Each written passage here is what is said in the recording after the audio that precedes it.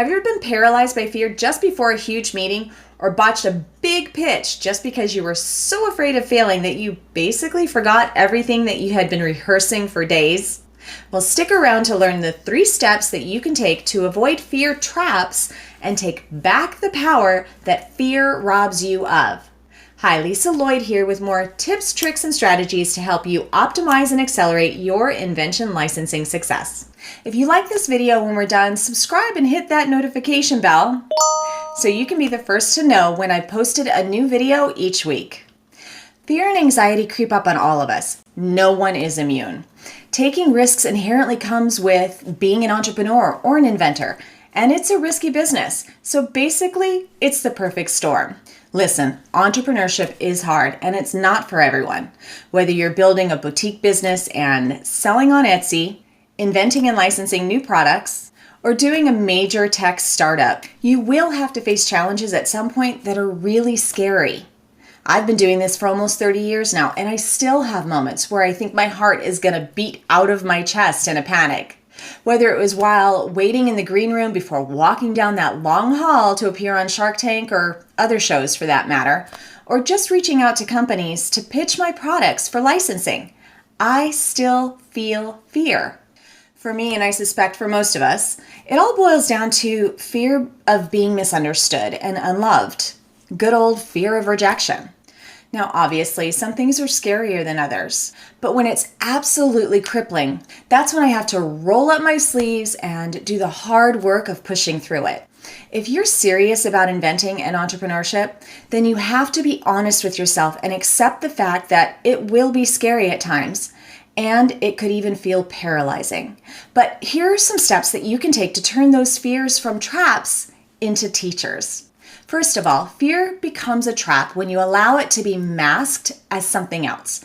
For example, when we start to make excuses that we don't have time to send a quick email to our prospects, our fear of rejection is being masked by our excuse that we're just too busy. So the first step is being honest with yourself. By realizing and admitting that you are afraid, you immediately break the cycle and get back the power to do something about it. The second step is to isolate where that fear is coming from. Fear is not a bad thing. It's in our nature and it's there to protect us from harm. We need to honor it. But sometimes it's not real harm we're facing. It's a perceived danger. For example, when you finally get a meeting with an investor or a prospect for a really big sale and your throat tightens up, your palms get sweaty, or if you're like me, your skin gets hot all over, obviously you're not going to die from having a meeting, but your body responds exactly like it would if you were in physical danger. When you isolate where that fear is coming from and identify that it's really only a perceived fear, you can reframe your perspective to set the record straight in your brain. I remember when I was about to walk on the stage at Shark Tank and I thought I was really going to have a heart attack.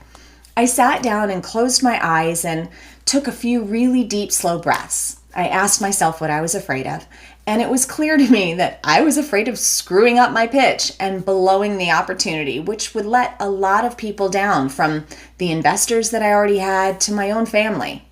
They were all counting on me. By being honest with myself and looking at the fear, I realized that in that same moment, I was basically just applying for a job to run my own company with the sharks. That simple reframe lowered the bar because I know I can do an interview, and I was confident that I was the best person for that job. And the last step is to do it afraid. Yep, that's right. I don't have a cure for fear, and I wouldn't want one. Like I said, it could save my life when I'm in real harm's way. So I have to live with fear. But when I know what I'm afraid of and I reframe my thinking, I find the courage to do things afraid. Fear of failure is really rooted in fear of rejection. Remember, we all want to be understood and loved.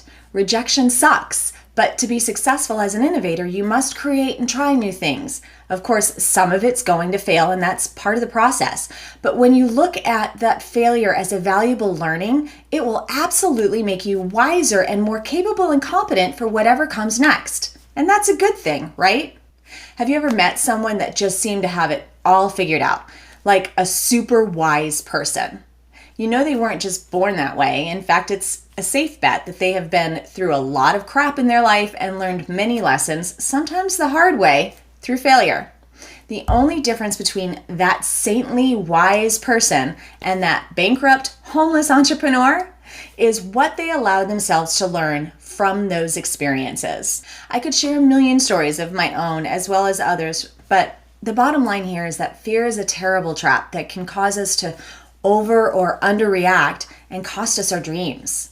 But when we acknowledge and honor it, you can isolate whether it's a real threat and get to safety, or if it's a perceived threat and reframe it so that you can take back that power and find the courage to do whatever you need to do afraid. Do you have an idea for a new invention that maybe you're afraid to take the plunge on? Take the first step to overcome that fear and book a free strategy call with me to map out your own personal path for success. Thank you for joining me today. Please don't forget to hit those like and subscribe and notification buttons and ask your questions in the comments below. I read and answer every one of them, and they help me to know what to teach in future videos. Happy inventing.